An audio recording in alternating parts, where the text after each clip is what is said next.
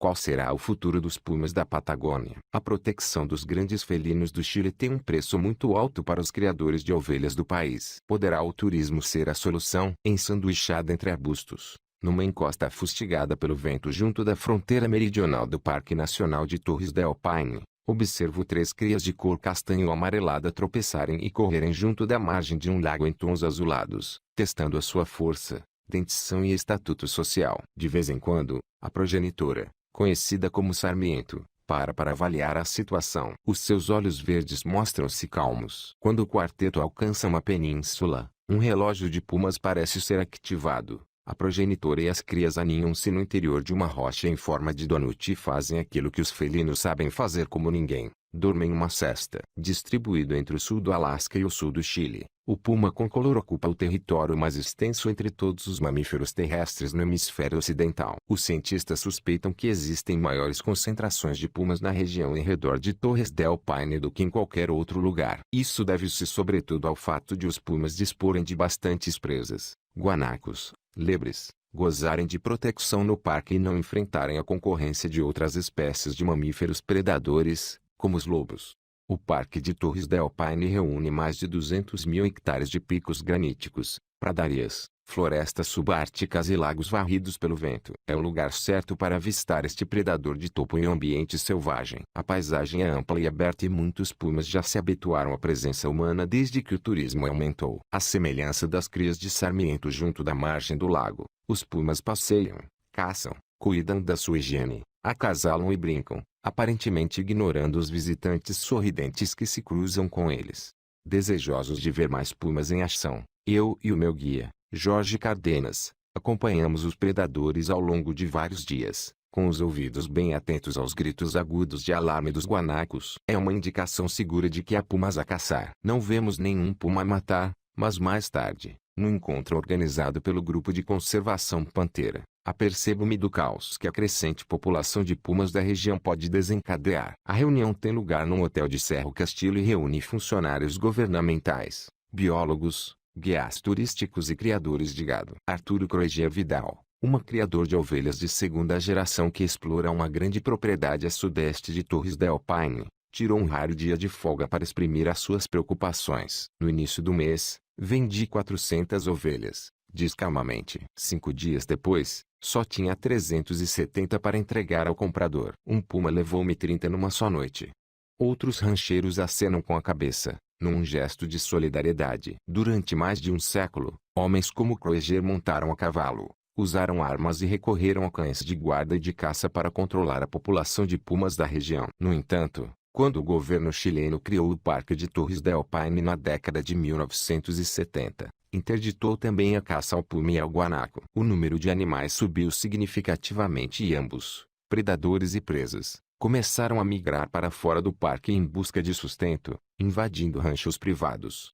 A criação do parque foi terrível para os rancheiros, resume Arturo Croiger. Alguns pumas, ao saírem do parque, começaram a atacar ovelhas. Segundo as estimativas dos rancheiros, os pumas devoraram 30 mil ovelhas desde a criação do parque, provocando uma descida substancial nas receitas da venda de carne e lã. Os guias e alguns vigilantes do parque calculam que existem 50 a 100 pumas no parque. Fora do parque, onde ainda não foram contabilizados com exatidão, os criadores de gado admitem matar 100 felinos por ano. A criação de gado é a nossa atividade econômica, resume Victor Manuel Sharp na mesma reunião. O que podemos fazer? Uma opção consiste em trocar as ovelhas por vacas, demasiado grandes para os pumas tentarem caçá-las. No entanto, a pastorícia é uma tradição local e nem todos dispõem de bom pasto para bovinos. Também é possível recorrer a cães para proteger as ovelhas, diz o rancheiro e criador de cães José Antonio Kuzanovic, que caçou pumas antes de se dedicar ao treino de cães. Só que um cão de guarda custa 1.320 euros. Acrescidos de despesas com alimentação e cuidados veterinários. São precisos vários cães para guardar rebanhos com 2 a 3 mil ovelhas. É muito mais barato contratar um leoneiro,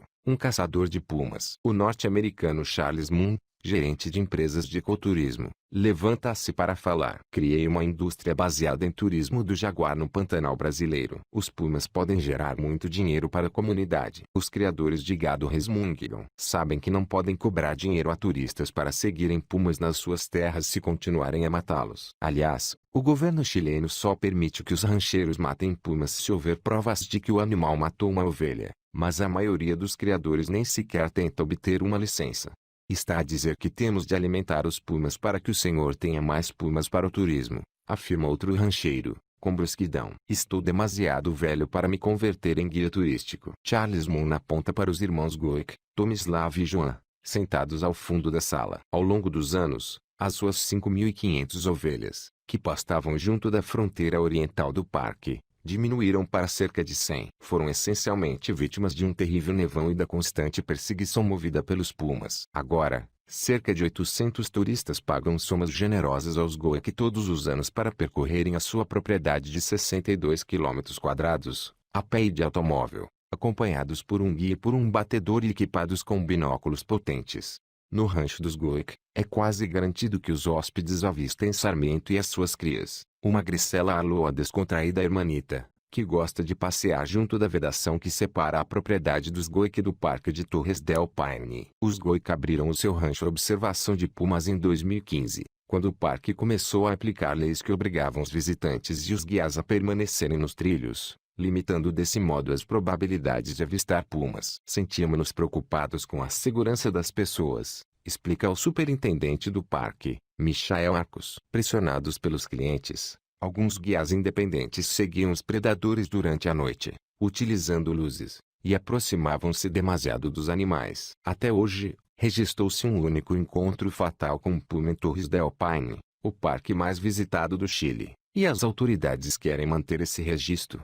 O método cauteloso do parque relativamente ao turismo será mantido até que os cientistas consigam calcular quantos pumas ali vivem, quais as distâncias que percorrem, os seus hábitos alimentares e os seus comportamentos sociais. A investigação demorará anos e implicará levantamentos com câmaras térmicas, pumas com coleiras GPS, cães de guarda em ranchos particularmente vulneráveis e cães farejadores de fezes. O DNA contido nas fezes pode revelar quantos pumas vivem na área.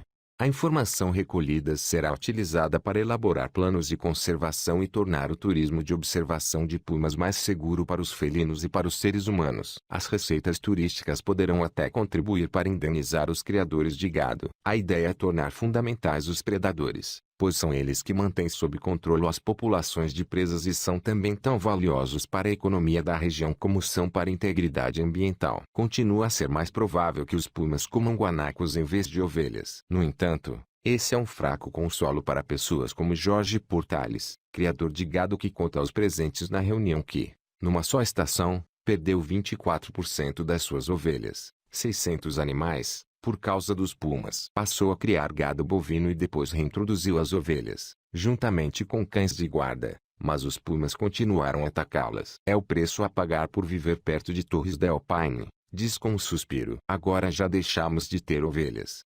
Entretanto, vocacionou o rancho para o turismo, vendendo passeios a cavalo e churrascos de carne de borrego. O turismo de observação de pumas, diz, será o passo seguinte. Os outros criadores de gado não tecem comentários. Desafiadores e orgulhosos, vão resistir enquanto puderem.